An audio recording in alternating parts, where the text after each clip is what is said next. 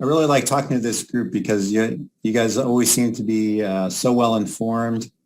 And so what I thought I would be doing tonight, instead of going through like a whole bunch of studies and why we pick drug A or versus drug B, is really maybe to try to focus on sort of the underlying concepts behind what we do, at least from a medical oncology standpoint. And I hopefully I won't lose people along the way, but at any point, if you guys have questions, something you want me to elaborate on, feel free to interrupt me, or you can send a message. I'm happy to be interrupted. So the title of my talk is Hormone Therapy for Prostate Cancer, Past, Present, and Future.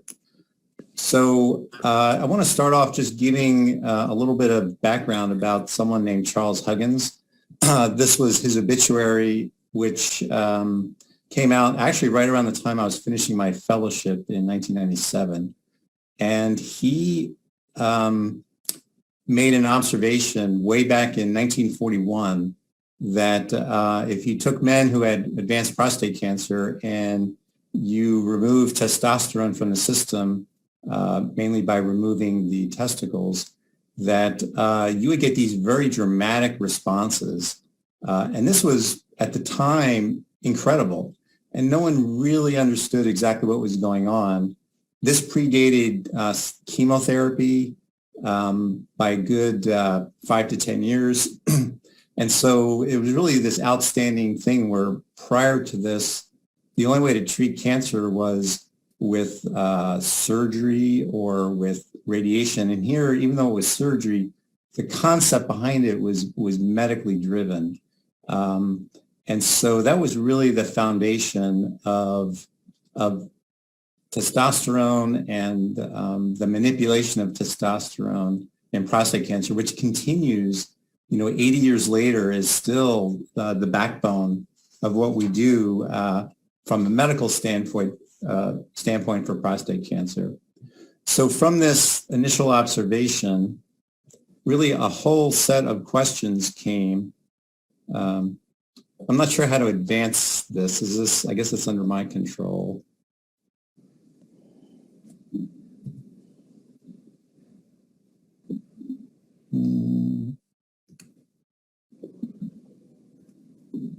There we go. So there's a few observations. The first, of course, which I just mentioned, is that prostate cancer seems to at least temporarily go away when the body's deprived of testosterone. And so really this brings up a whole series of questions, and only some of which I've outlined here. The first is, what is testosterone in the first place? And where is it made? How is it made? How does it work? Is it some magical thing, or there must be some underpinnings behind it? And then why is this benefit of testosterone only temporary? And then how can we use all of this knowledge about testosterone to start actually designing effective treatments instead of just bumping into random observations? If you really know what's going on, then you have so much more power to invent and discover tools that you can use to help control the disease. So on the top of this slide is what is the chemical structure of testosterone. It's a multi-ringed compound. It's a hormone. And that's up on the upper left. Actually, testosterone is actually not the most active thing in terms of male androgens. It's really something closely related called dihydrotestosterone. The only difference is that if you look in that ring all the way to the left, there's two lines near the bottom. That's called a double bond. And that's a single bond in dihydrotestosterone. But dihydrotestosterone is at least 30 times more powerful than testosterone. So really, inside cells, even though we talk about testosterone, it's really dihydrotestosterone that does most of the work. And there's an enzyme that converts testosterone to dihydrotestosterone.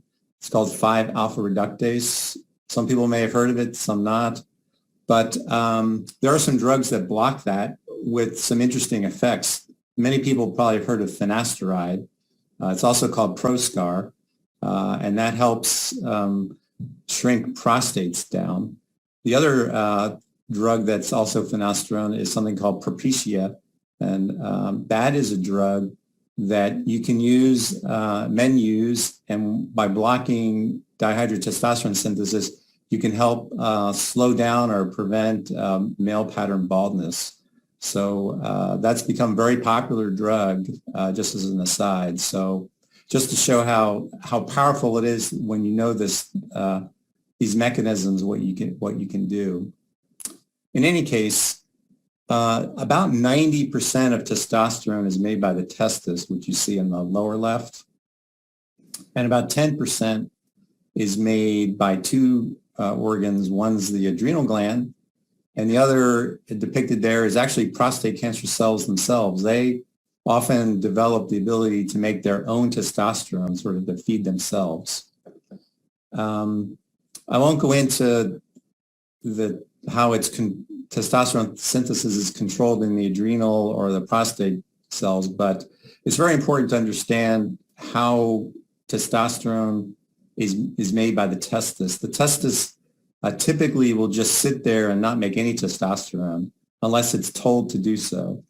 And the place where it's told to do so is the brain. And so there's a signal from the hypothalamus, which is part of the brain, and that's called GnRH, is the name of this hormone. And that tells the pituitary gland to make something called LH. And LH is a hormone that then travels through the bloodstream down to the testicles and tells the testicles to make testosterone. And as the testosterone levels rise, there's this thing called a feedback where then it tells the hypothalamus and the pituitary to slow down and stop making too much testosterone. And so as you'll see in some subsequent slides, this information is used to try to figure out effective ways of keeping the testosterone from being made by the testicles. On to the next slide. So a little bit about how testosterone is made. It's actually made from cholesterol, which unless you know much biochemistry, you'd be surprised to know that they're even related, but they're actually closely related. The only purpose of showing this slide isn't really to know all these intermediate steps, except there are, but that cholesterol can ultimately make several things. In the middle, you see in blue something called cortisol. That's made by the adrenal gland, which I'll get back to in a few minutes. And over on the right is testosterone. So that's the final product from cholesterol in this pathway. And then actually estradiol, which is the main female hormone, is very closely related to testosterone, is actually made from it. So all of these drugs, not drugs, all of these hormones are closely related structurally, even though they have vastly different effects on the body. The body uses the same kind of similar processes over and over in multiple different ways to get different effects. So how does testosterone work? So I have here is a pictorial, and what this is a blow up of a single cell. It could be almost any cell, but we'll say it's a prostate cancer cell. And the central part is the nucleus. The nucleus is where you hold all your DNA, and all the genes are located there. And then the cytoplasm is that outer part in white. So the way testosterone works is it needs a helper inside the cell to do anything. You could dump testosterone on prostate cancer cells and absolutely nothing would happen unless you had this other protein, and this protein is called the androgen receptor. And so this is a pictorial of the androgen receptor, which is really the key to how testosterone works. And so it's a fairly long protein. It has this, on the left, there's this squiggly area. That's called the N-terminal side. All proteins have what's called an N-terminal and a C-terminal. The N-terminal is basically the left-hand side, the first part that's made, and the C is the other end. There's a green part in the middle, and the green part is the part that can stick to DNA and turn genes on and turn genes off.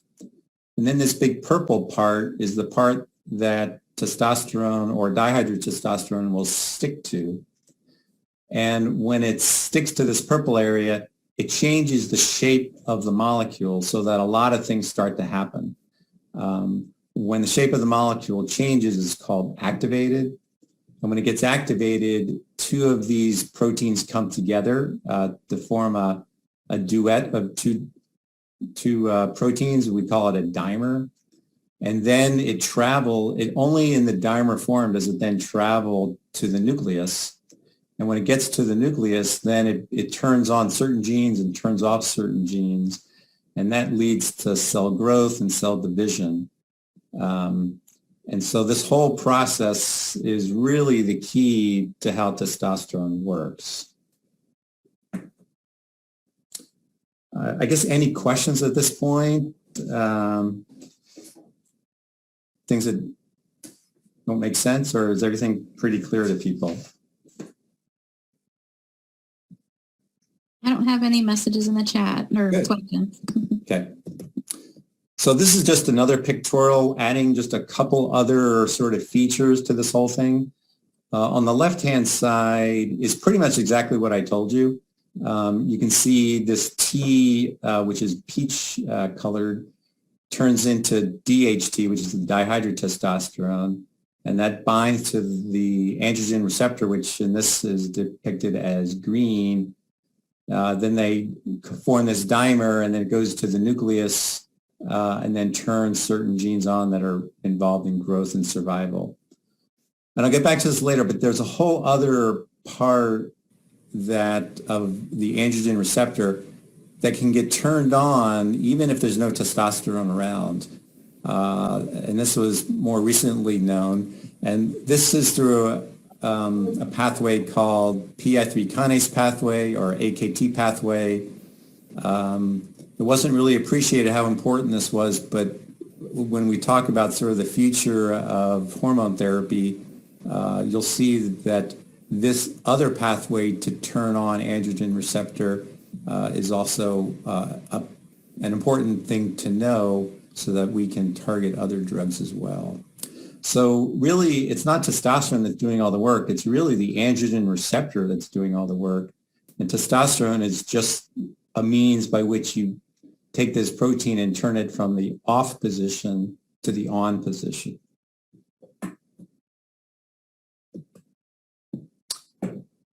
So what have been with all this knowledge, what sort of has been the hormone treatment strategy for prostate cancer? Well, before 1985, because we didn't really know a whole lot, the only thing we knew is, well, we could just surgically take out the testicles, and by that way, you reduce the testosterone. You reduce the testosterone, now the androgen receptor can't really work, and you get the result that had been observed way back in 1941. After 1985, we really started to produce medications that really started to take advantage of this growing knowledge to block androgen receptor. So the first was to use medicines to block the body's ability to produce testosterone. I'll talk about more of that in a minute. And the second is completely bypass testosterone and actually start to medically block the androgen receptor itself. And if you can do that, then you can also block all of those same functions. So that was really the basis of most everything that has happened since 1985 is really just focusing on these two key things. So in terms of agents that block testicular function, these are probably going to be familiar to many of you. And essentially, all of these drugs do the same thing, which is they block this signal that the hypothalamus sends to the pituitary of this GnRH. And by blocking it, then the pituitary can't send out a signal to the testicles. And if that happens, then the testicles just sit there and do nothing. And so this is a way of what we call medical castration. So I'm sure you've heard of leuprolide, triptorelin, and then there's some more recent ones, Degraders and Relugolix, which is an oral drug. But basically, they all are doing the same thing at the same place in the body. Very, very slight nuances, but essentially this is how these drugs work. One of the key things to note, though, is that this only affects the testosterone that the testicles make.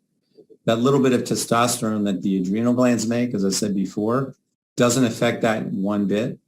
And any testosterone that the prostate cancer cells make will just keep making it.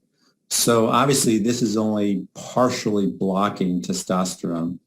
And this is why when you go on these drugs, you still have often testosterone levels of 15, 20, 25. It doesn't go down into the single digits or lower with some of the newer strategies.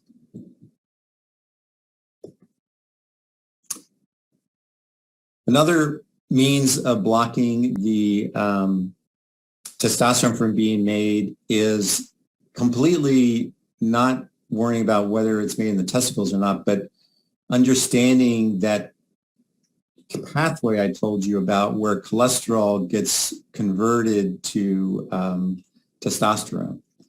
And so there's some key enzymes. The enzymes are things that make it easier to get from one chemical to the next.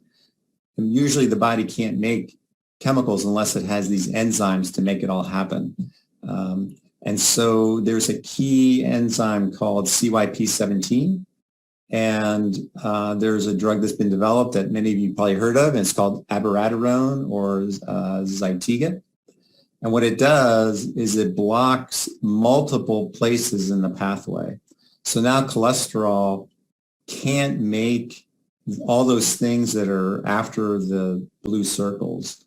So the body can't make cortisol anymore, and it can't make testosterone or DHT, which is the dihydrotestosterone. And again, completely different way of blocking testosterone synthesis. But one advantage is it not only blocks anything that the testicle might be making, but it also blocks any testosterone that the adrenal gland makes, and also would block any testosterone that the prostate cancer cells themselves make. So it's a much broader way of blocking testosterone. And this is why when you had patients who are on this drug, you do expect testosterone levels to be extremely low. Typically, single digits is very common. Dr. Mannion, I have a few questions. Sure. Will reducing cholesterol reduce testosterone? Probably not, because you don't need much cholesterol to make these pathways go. So even if you can cut your cholesterol by 50%, there's still going to be plenty of cholesterol around to make testosterone. So that would probably not be really a good strategy to lower the testosterone levels. Okay, and I have, what function does the androgen receptor play when it's not modified by testosterone or dihydrotestosterone? Well, it's sort of sitting there and waiting. Basically, think of it like an antenna, an internal antenna that's kind of waiting to hear a signal to tell it to do something. So I guess it would be kind of like a radio tower waiting for, or a radio waiting for radio waves to hit it. So the radio just kind of sits there. It doesn't make any noises until the radio waves hit it, and then it suddenly turns on and wakes up. It's kind of like that. All right, and one more. If kidneys are making testosterone, why do levels go zero after the RP? So I think you mean the PSA goes to zero after RP, because testosterone levels don't drop after a prostatectomy.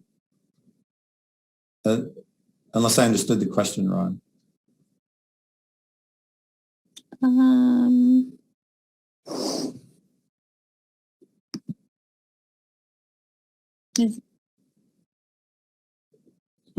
Said my mistake. But it is true that the PSA does go to zero after a prostatectomy. But PSA is a completely different thing than testosterone. Okay, and then I lied. One more. Sure. Would it be possible to eliminate the androgen receptor as a treatment? So obviously someone's been looking ahead because that is a strategy that makes a whole lot of sense. And there's a lot of drugs actually being developed to try to destroy the androgen receptor or degrade it, so as another means of trying to keep it from functioning. So that's a very, very good question. But we'll answer that a little bit later in the talk. Anything else? Nope, you're good. Okay.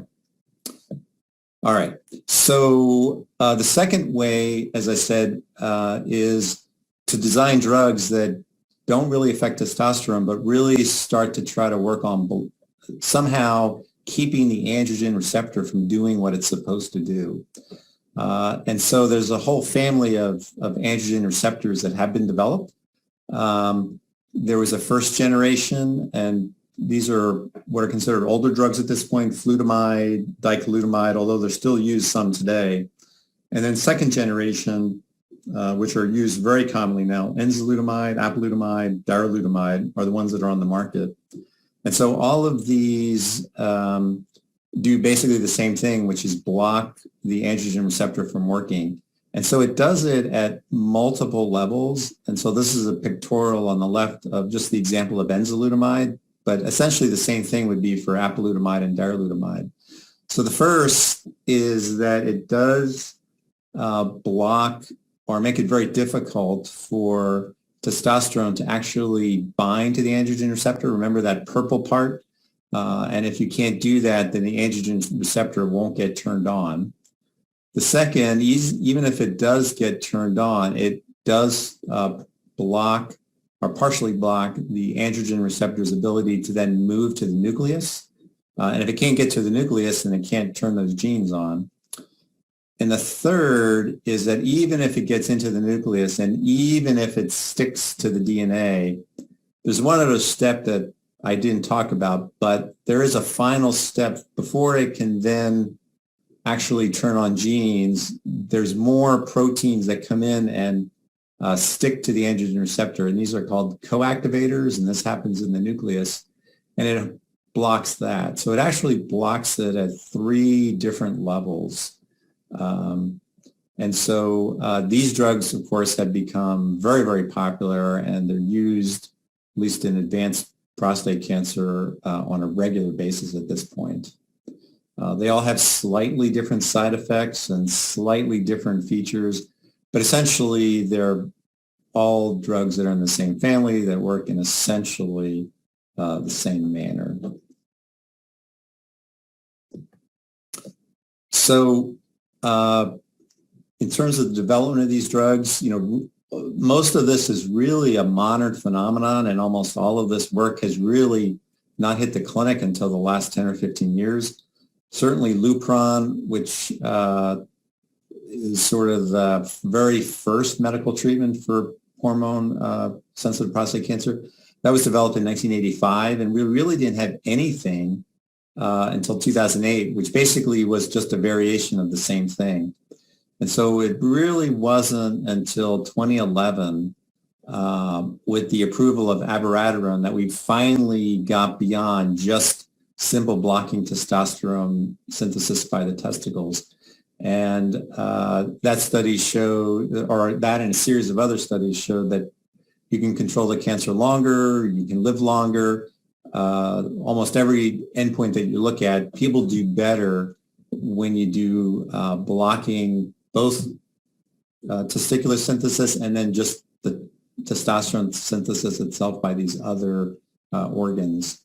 And then soon thereafter, this is when the androgen receptor blockers all came to market and really showed almost the exact same kind of benefit. And again, multiple trials in multiple different situations, all showing the same thing, is that these drugs do work and they do make a difference. It's not just theoretical. And And so that really brings us to today. And as I said, there's just a laundry list of studies that all show a benefit of all of these. So what I was going to do after this is really move on to kind of, well, what's the future? Because this is kind of where we are at the moment. But before I do that, I'm happy to answer any questions about kind of how are these drugs used today? What scenarios we use them before I move on. Yeah. Dr. Mannion, I have a question. I don't know if you can hear me. Yes.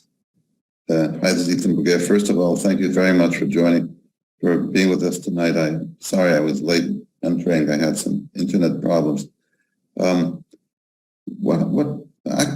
I was speaking with a good friend who's been on abiraterone for several years, and suddenly his PSA popped up by a lot, from like 0.0 something to 0.7 in a space of months. And he thinks that maybe abiraterone has stopped working. And he's wondering why that suddenly happened and why there would be such a flare in his PSA level. But he was using, I think he was with his oncologist, he was experimenting with an estrogen, using something like an estrogen therapy. And I noticed in one of your previous slides, it said that one of the androgen receptor variants could make the androgen receptor have estrogen bind to the androgen receptor and activate it. And I was wondering, would that be a possible reason for his PSA to go up all of a sudden in the space of months?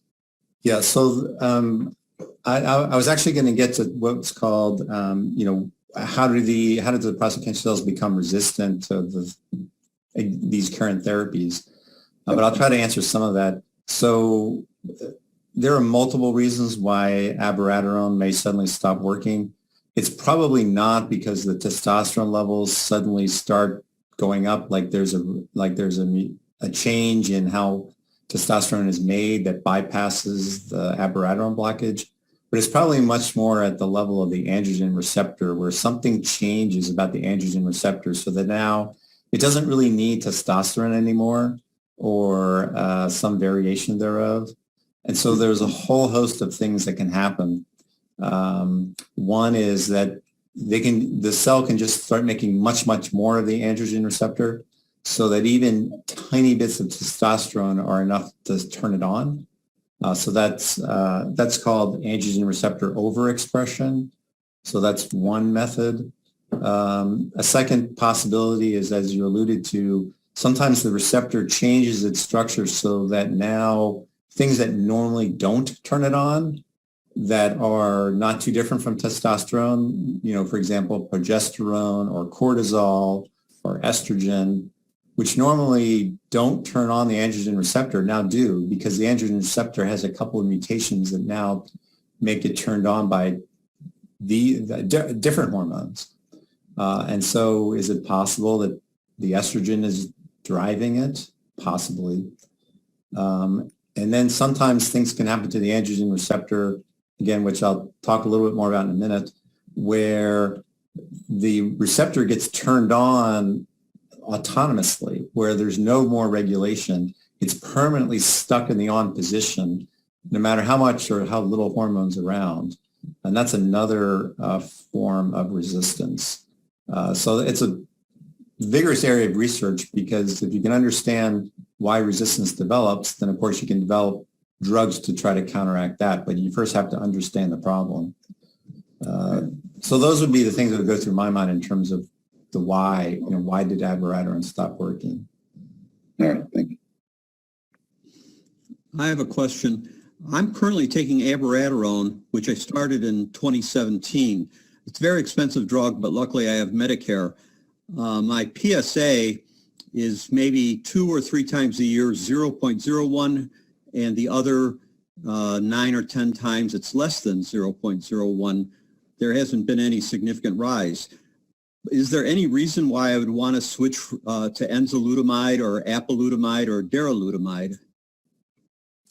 No, I mean, I would say you're doing incredibly well, and there would be no reason that we know of at this point to switch. I mean, theoretically, you could argue, well, I should switch now before some resistance develops, but almost anything you pick, it's still going to potentially drive resistance at some point. So I see absolutely no reason to change what you're doing. Okay.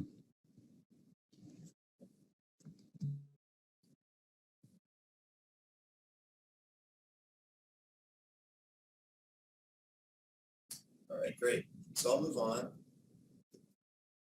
So as I said, the next thing is really what's the future, and to understand the future, you have to understand why do these drugs fail? And so I've alluded to some of this already, but there's really 3 main general themes as to why these drugs stop working. The first, as I said, is that the cell just starts to make much, much more androgen receptor, 5-fold more, 10-fold more. And so now even traces of testosterone are enough to turn the androgen receptor on, because it just overwhelms the drug that's trying to block this. So it's kind of a brute force just by sheer numbers of androgen receptor. The second, which I kind of alluded to already, if you remember, the androgen receptor sometimes can get turned on by a method that's completely independent of testosterone. And this is where this alternative pathway of AKT primarily mediated turning on becomes important.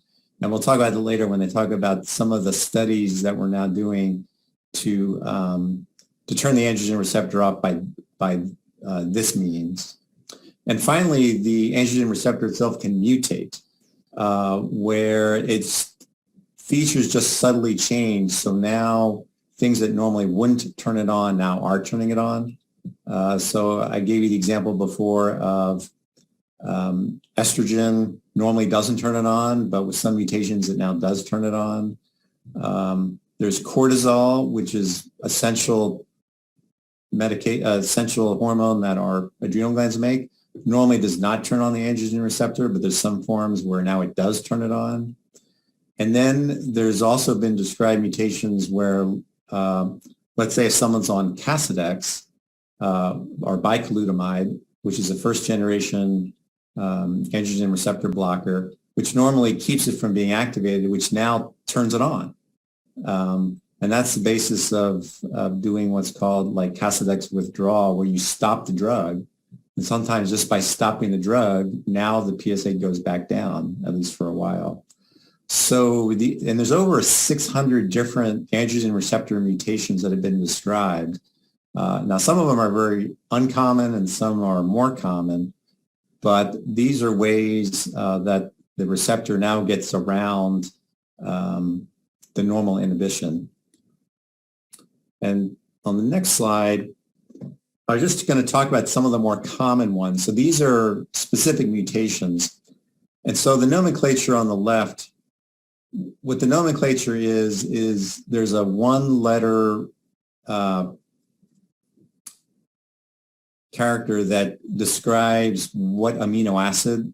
The proteins are made of amino acids. It's like a long bead on a string. And so like T877A means the normal T amino acid at bead number 877 is turned into an A. So it's just a single amino acid change. Now the androgen receptor, if you make that single change, it becomes totally resistant to enzalutamide, and it becomes activated by estrogen and by progesterone.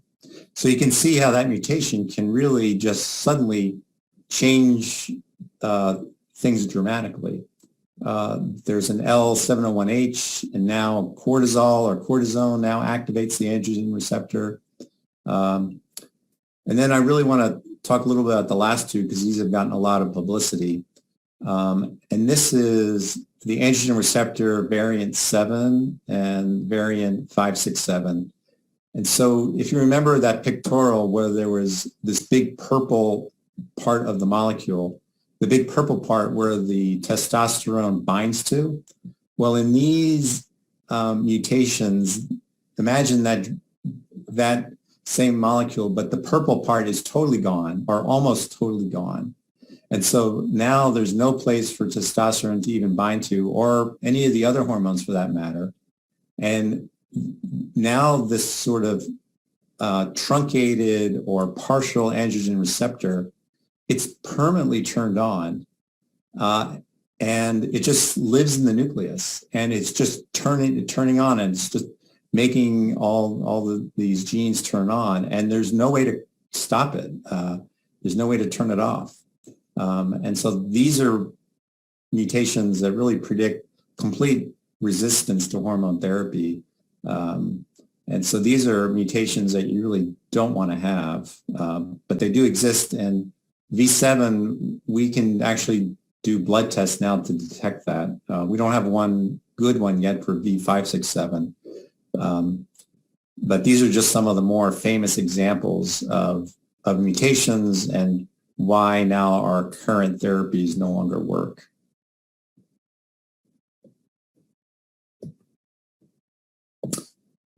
So what's the future then? I mean, what are other strategies that we can do to try to overcome all the current therapies that we have? Well, we'll go back to the androgen receptor. And so there's two main strategies that are currently being used to try to keep the androgen receptor from working in ways that we don't do today. And so the first is the left-hand side of the androgen receptor. What if we design drugs that stick to that and block the androgen receptor by mucking up the works, so to speak, by something that sticks there? And so there's actually now what are called N-terminal domain binding agents. And these are in the EPI family. So there's EPI 506. Most of these all have numbers. These are all drugs. Another is EPI 7386. And so EPI 506 was developed probably around 2012, 2013. It seemed to work pretty well in early trials, but it caused really bad nausea. And so probably is not going to be a drug that comes to market. But EPI 7386, currently there are trials going on, and with early studies looking somewhat promising. The closest place that I'm aware of that offers that right now is WashU in St. Louis. So we'll see, but it's a strategy that is definitely being explored actively.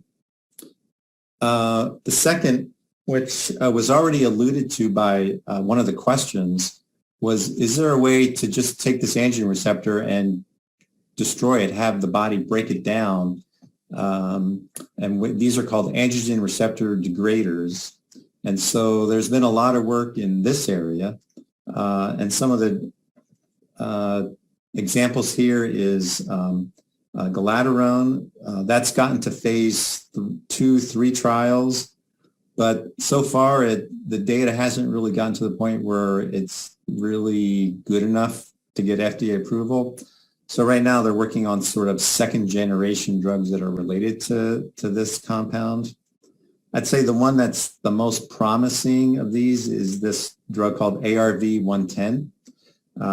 It also has a name, and not just a number, which is bavdegalutamide. And so this just completed a phase 1-2 trial that was just published this year. And these are all patients who have been heavily pretreated, who are castrate resistant. And there was about 60% of the patients who went on this drug did have a significant drop in their PSA. And so the company that's making this, I forget the name, They are starting to work with the FDA to start the process towards potential FDA approval. So I would say of the drugs on this slide, that's the one that's probably closest to getting approval.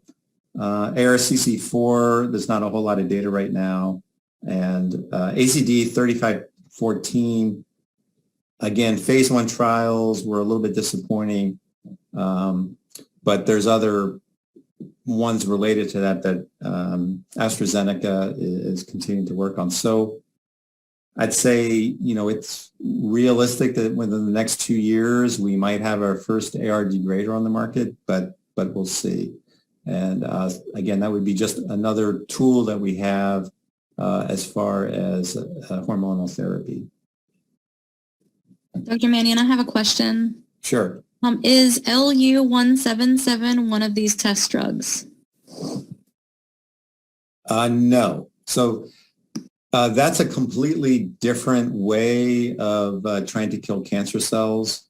So really, this talk I was focusing on sort of the hormone-based therapies, based on testosterone or androgen receptor. But obviously, that's a very promising approach as well. But that's really a form, I would call it a form of targeted radiation, where you have radiation attached to a target that will specifically just go to prostate cancer cells. These drugs these compounds that have high affinity for PSMA, which is on those prostate cancer cells, and then you tag it with this radioactive material, and then the radioactive material then goes on to kill the cell. So it's another form of killing a cell, but it's completely unrelated to hormone manipulation.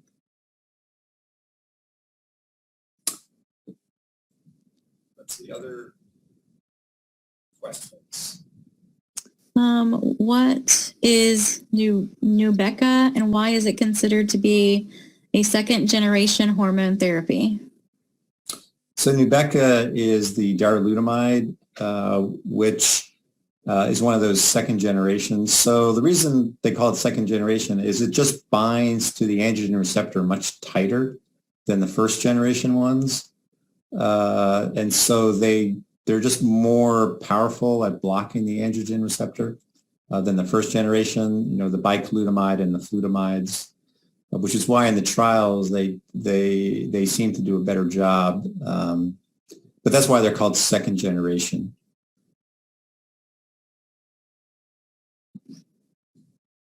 Awesome. Thank you. Okay. And then another alternative way is to block the androgen receptor not through testosterone, but through this second pathway. This seems to be a pathway that may not be as important early on, but as cancer cells become resistant to hormone therapy, they rely more and more on this pathway to turn on the androgen receptor, this pathway on the left. And so now there are drugs that are being developed that block the AKT signaling pathway. And so here's a list of some of those drugs. And they seem to be particularly effective in cases that are P10 mutated. P10 is a brake on this whole pathway. And so if you release the brake, then this is a pathway that's going to be turned on more and more active in prostate cancer cells. So it seems like in that particular situation, these drugs might have their real niche. And so the first drug there, the ipatasertib, there was a trial last year that showed, at least in patients who had P10 mutations, which normally means they're more refractory to hormone therapy. They were now much more hormone sensitive when you combine that with abiraterone. And so now there's trials looking at that in more detail, and we'll see over time whether that gets FDA approved. But again, on this list, I think that's the one that's closest to potential FDA approval, although it may not be pertinent for all prostate cancer patients, but at least the P10 mutant subgroup. And then these other drugs, The second one, which is the AZT 5363, that trial is actually open in Indianapolis, where people are using that in combination with hormone therapies. There's no data yet, but that trial is open. And so that's really the future, at least as far as how we envision potentially blocking the androgen receptor in new novel ways. And we'll see, over the next 5 to 10 years, how many of these theoretical things will really come to fruition that we can use on a day-to-day basis. So that really concludes my talk. I hope this was informative to people. I hope you enjoyed it. I enjoyed preparing for it. I learned a couple things myself, so I think it's always good for all of us to review things, shed new light on things. So anyway, happy to answer questions related to my talk or just in prostate cancer in general. Happy to answer them as well. Well, could I jump in? Can you hear me, Dr. Mannion? I can. Okay. So again, this is a fascinating slide, and it really sheds a lot of light for those of us who really don't understand what the heck is going on inside ourselves.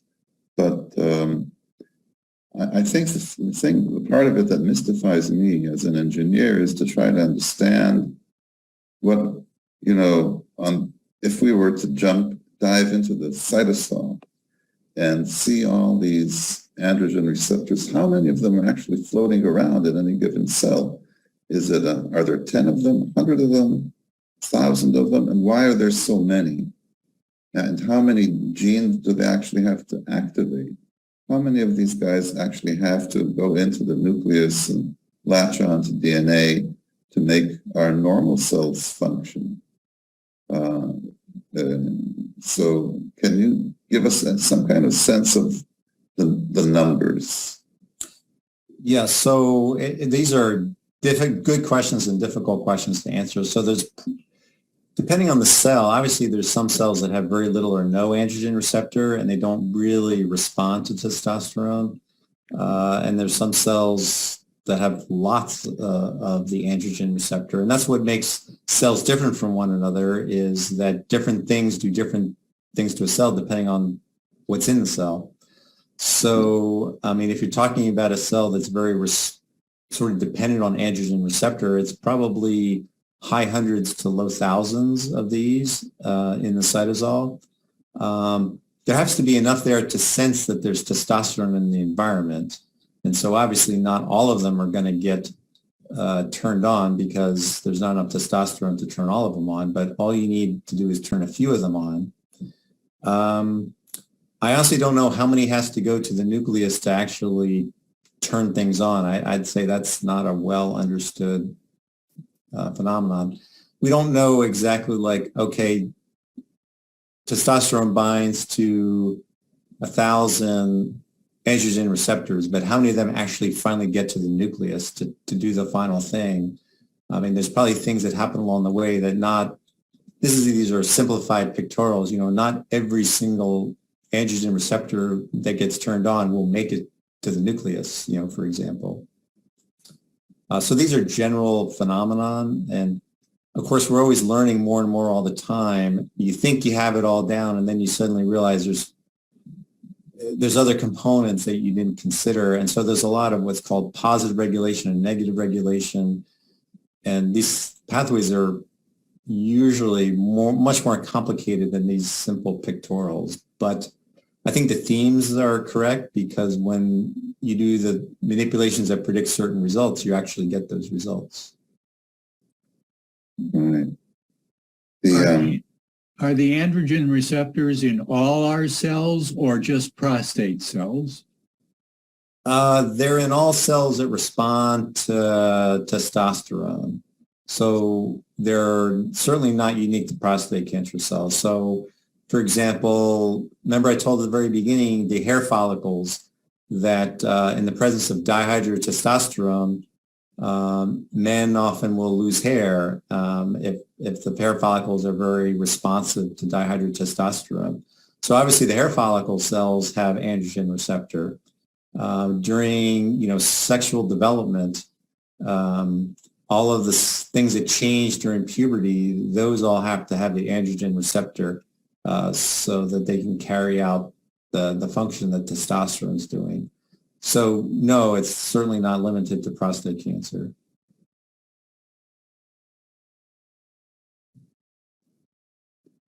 I have a couple of questions here, Dr. Mannion. How do I know if my doctors are up to date on these medications without reading medical journals? Probably the only way to really is to ask them.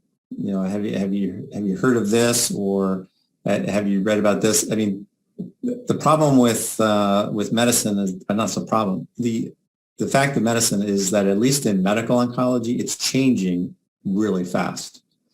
And so unless you read and keep up, you become outdated pretty quickly. And there's no one grading you or anything. There's no place that says, or have you read this article or have you read that article? So there's a lot of variation in how knowledgeable people are, and that would be very difficult to ferret out without, I guess, direct questioning. And then I have another question, off subject a little. A couple of years ago, we heard a trial that involved Provenge and early stage prostate cancer. Have you heard about the results of this study? So I'm not sure which study. I mean, I know there was a study where they were looking at people who were on active observation, and I think they were randomized to stay on active observation or go on Provenge. I think that study, to my knowledge, if it's the study that you're referring to, I think it's closed to accrual now, but there hasn't been anything reported or published that I'm aware of. So I'd say wait and see. Maybe in another year or two we'll have some kind of data, but I'm pretty sure the study's closed at this point. The emotional state of the patient. And I'm wondering how aware oncologists are about this issue and whether you feel it's being addressed in a meaningful way. In other words, are patients who are about to undergo ADT, are they being told about these effects? And is there some kind of support system in place to mitigate some of these effects, or at least make them more tolerable? So I'm not really aware of anything that's reproducible that's clearly helped that potential side effect. It's very variable, as I'm sure you probably know. Some people have none of that, what you described, and some people it's pretty significant. In terms of like short-term memory loss or feeling in a fog. We don't really understand it particularly well as to why it happens, significantly to one person and not another. I certainly try to always warn patients about that possibility. Again, I'm not aware of a specific support group or way to really deal with it in a very effective way, except if you can do it to do things like intermittent ADT therapy versus continuous, as long as it's an appropriate situation to do intermittent therapy. Obviously, that's one strategy. I don't think we really understand it very well. There's probably some androgen receptors in different portions of the brain that vary from person to person as to why this happens. So I don't know if that fully answers your question. As far as other pathways, there's a lot of research going on. I'm not aware of any other major pathway that would sort of be a sort of a killer app for this. But you never know. I mean, if you extrapolate to other diseases, there's some disease that we thought we knew really, really well, and all of a sudden, you learn about a new pathway that really has dramatic effects. So I guess there's always hope for that.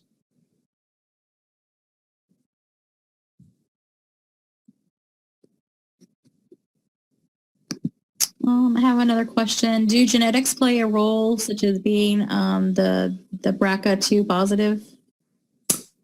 Yes, so they play a role, at least in day-to-day treatment. If you have a BRCA2, BRCA1, or some of these other DNA repair genes, that PARP inhibitors can be quite effective if you carry one of those. So it's a strategy if you have one of those that can work actually quite well. Probably about 25% of men will have a mutation in their prostate cancer that will make them a candidate for that class of drugs. Okay, I've got another one as long as I can take another minute of your time. This PI3K pathway through AKT and mTOR, this is, we know that some men have this P10 mutation. Is there some way to detect it? How would you know whether a person is really a candidate for these drugs? I guess there's another one that's been around for a while, everolimus, I think it's called. And that hasn't proven to be very effective from what I hear. So, but it's more, anyway, how would you know when to treat a person with one of these drugs? So, I mean, right now there's nothing FDA approved for these P10 lacking prostate cancers. So it's not something that we routinely do on a day-to-day basis in the clinic because it doesn't change our decisions, at least today. So really, the only way to know, to my knowledge, is if you're part of a trial, and then they would do specific testing in a specific lab to look for these mutations. I'm not aware of a way to know outside of that setting, unless you're aware of something. But certainly if any of these drugs came to FDA approval, then you would obviously have to have a way to test for this.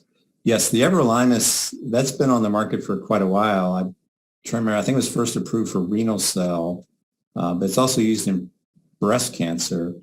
But yeah, even though it blocks the mTOR pathway, the results with prostate cancer have been disappointing, and it's either it's not blocking it well enough, and these other ones, at least the ones that I have on the slide here, are more effective, or sometimes some of these drugs have multiple effects on the cell, and sometimes you think you know the pathway you're blocking, but you really don't, and then it's acting in a slightly different way, and that's why one works and one doesn't. So, but yeah, it's not as simple as every mTOR inhibitor is going to be effective in every situation. It sounds like the oncologist it's kind of a tough road to hoe, but not exactly knowing what you're doing with any individual patient, right? Just kind of like doing the best you can, and with the drugs that you have available, there's